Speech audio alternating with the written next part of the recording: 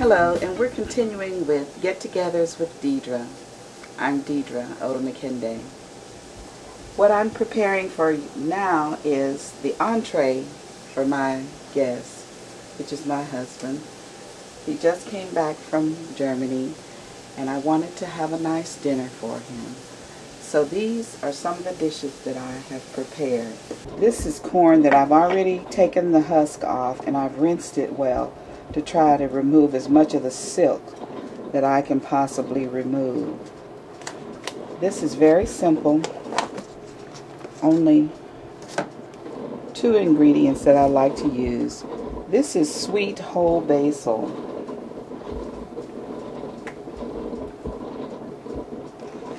It kind of gets infused into the corn, into the crevices of it. I put a good bit on it because the flavor, so it can have an intense flavor.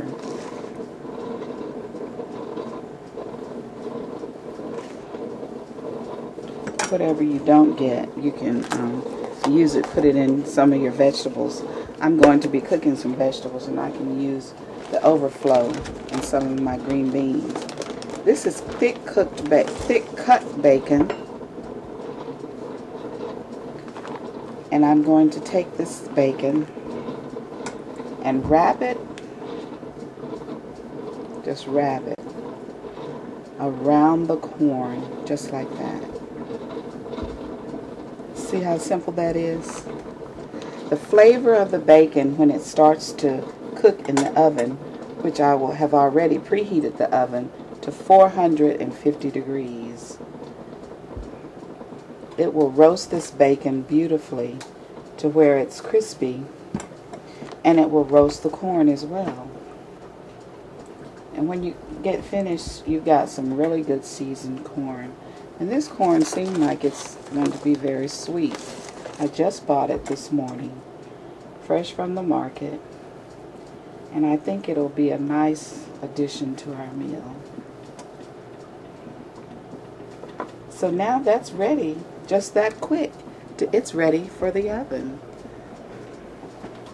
You see, I've preheated the oven to 450, and I'll just slide that in on the rack. I'm going to add some water to these green beans because I want them to simmer some.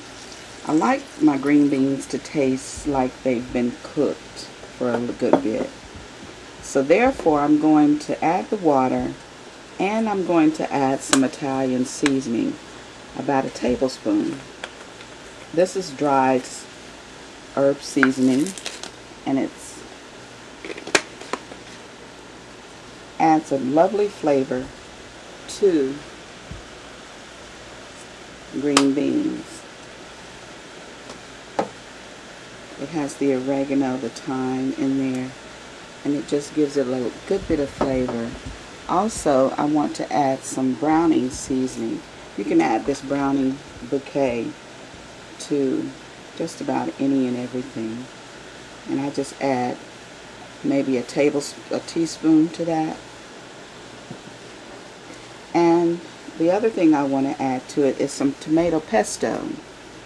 I think a little bit of it just gives it an extra kick, and it has nuts in it, and it gives it just a delicious flavor, and I hope you will enjoy it and try this recipe.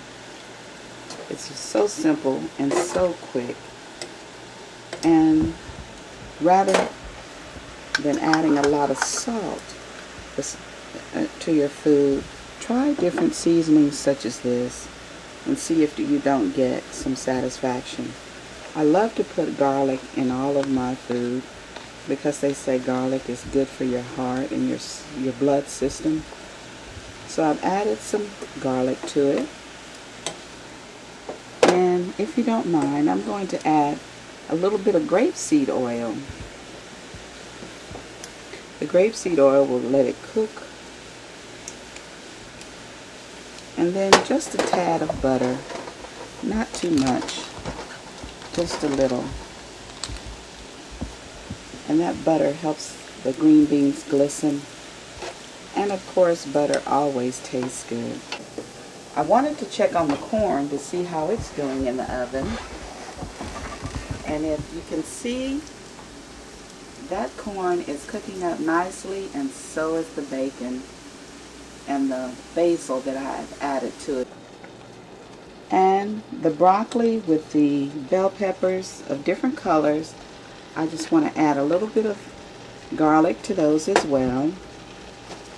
Just a little taste of butter. And I know this may sound a little odd, but I like to use some of this Vidalia vinaigrette and add it to my vegetables. It gives the broccoli and the cauliflower and the bell peppers such a nice zing. And then I like to use some of the sweet peppers. I just add a few of them and a little bit of the juice. And that adds to the vinaigrette taste. Kind of gives it a little Asian flair as well. So just those two things. I try not to add any water to, any salt to it. And let just the seasoning from the dressing and the seasoning from the peppers give it just what it needs. And broccoli and these bell peppers, you pretty much can eat those without even cooking them. But I like to cook them just briefly in order to heat them through. And then they're ready. And I can turn that off so that they don't overcook. And we just kind of wait for the green beans to cook up.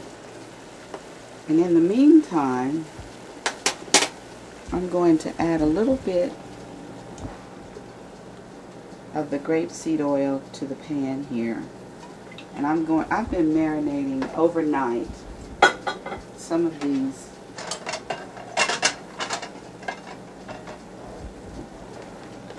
are chuck steaks. I marinated them really nice.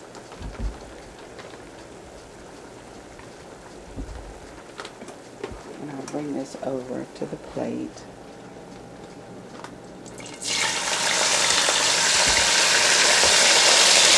And the marinade makes it pop a little bit, so be careful with that. You don't want to burn yourself.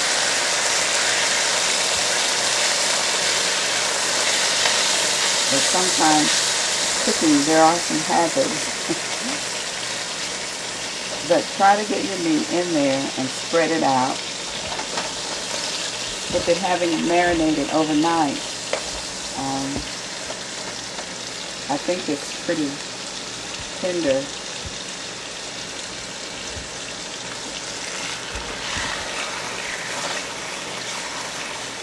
And it should brown nicely, but it's just going to take a while to let that cook up.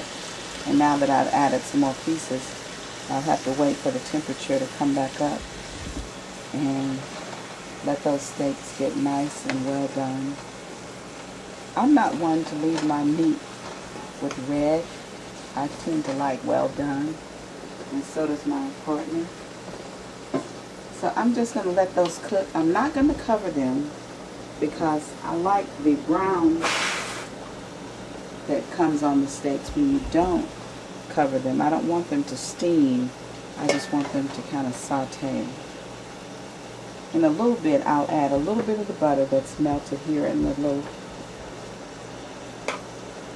plate here.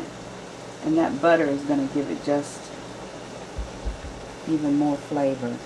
And I will, at the end, add some garlic that I have remaining here. And I may add a little bit more seasoning to it. I did add some roasted garlic and herb seasoning.